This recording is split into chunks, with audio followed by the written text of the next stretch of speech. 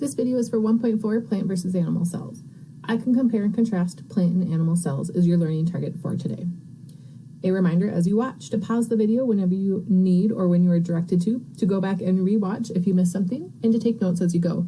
Now today we are all going to be taking notes as a Venn diagram because we're making a direct comparison between plant and animal cells. Before we move on, let's review 1.1. What did you learn? Do you remember what 1.1 was about?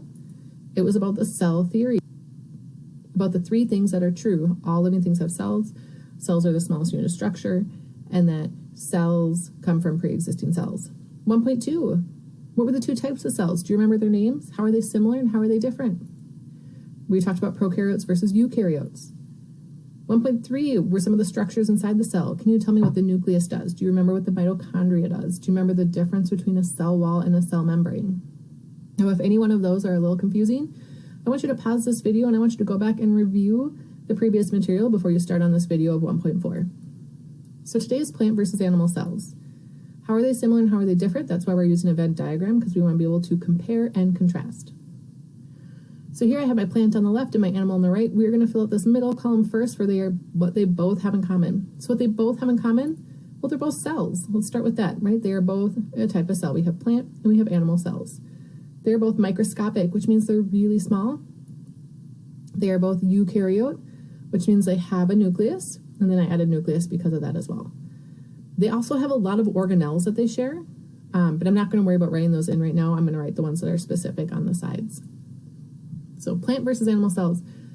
I want you to take a look at this diagram and look for things that they have in common, look for things that are different, look at some general observations of shape and size, of organelles in the cells. So I want you to go ahead and pause this video for a minute while you take a look. All right, welcome back. Hopefully you did pause the video to look at those cells.